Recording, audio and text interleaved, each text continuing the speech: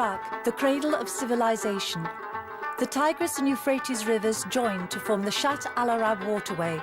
But despite this massive watercourse, the region is essentially a desert. The supply of water has always been a problem for the Iraqis. A series of wars and a 10-year embargo have blocked plans to develop modern, efficient water delivery systems. This film was intended to give an account of ICRC's efforts to combat the widespread deterioration of Iraq's infrastructure. But recent events unfortunately got the upper hand. The latest round of conflict hit Iraq like a tidal wave, undermining all attempts to meet the essential needs of civilians, a task which, according to the Geneva Conventions, is the responsibility of the occupying power.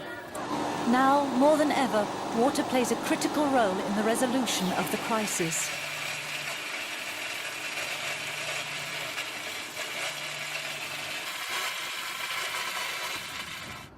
The ICRC has been present in Iraq, carrying out its humanitarian mandate for over 22 years. At the time of the Gulf War 12 years ago, the situation reached catastrophic proportions and the ICRC stepped up its activities, extending its far-reaching water and sanitation programme. The objective has remained unchanged throughout the years in this extremely difficult context, to provide the civilian population with the clean, safe drinking water which is essential for life.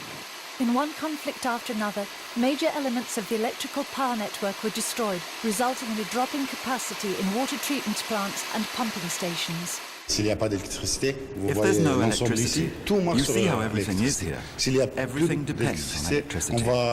If there's no electricity, the whole plant is going to stop. Half of Baghdad will have no drinking water. The lack of spare parts, qualified help, and logistical equipment hastened the general deterioration of Iraq's infrastructure.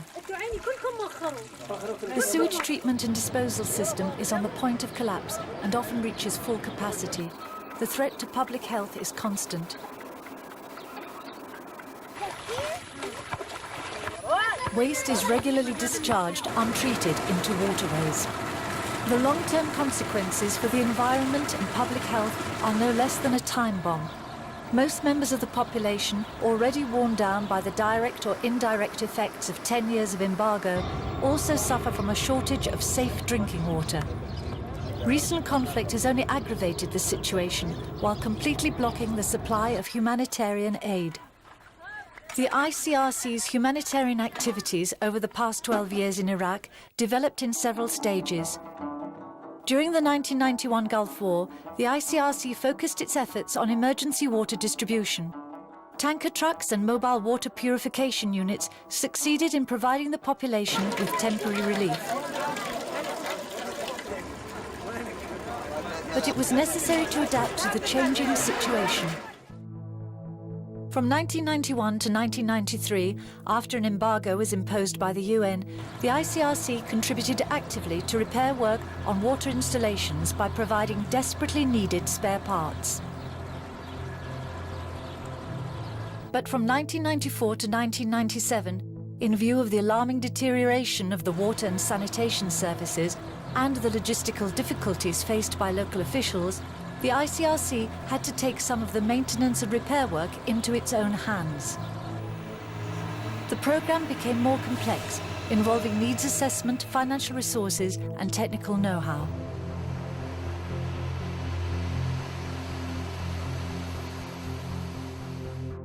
In 1998, the entry into force of the UN's Oil for Food resolution made access to spare parts easier. The Iraqi authorities could once again deal directly with foreign suppliers. 3 inches. All right. What you have? But procedures for buying spare parts remained long and tedious, and not enough supplies could be imported to deal with the situation. 1,635 Swiss francs. Great. The ICRC was therefore obliged to take on an even bigger role, which nevertheless remained complementary to local water boards. The ICRC gave priority to sewage treatment plants, but it also worked to upgrade medical facilities that could no longer provide essential healthcare services.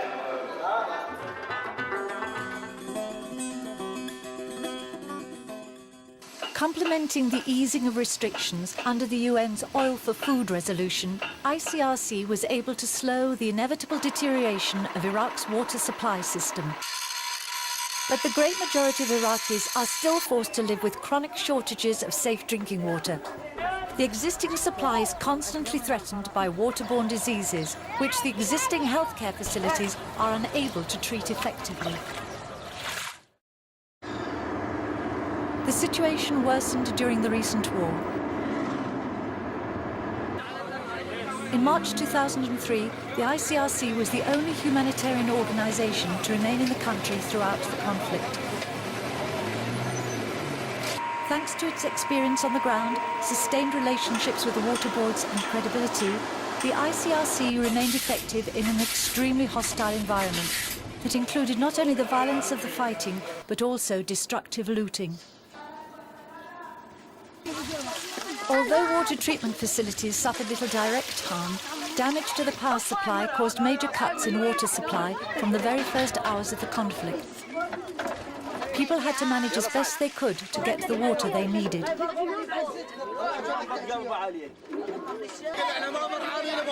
The immediate challenge for the ICRC is to intervene without delay in areas where epidemics of infectious diseases are a real risk. The ICRC has played a unifying and catalysing role between the Occupying Forces Administration and Iraqi professionals. But effective work depends on maintaining security and restoring a fully functional local administration. Both are the responsibilities of the occupying power.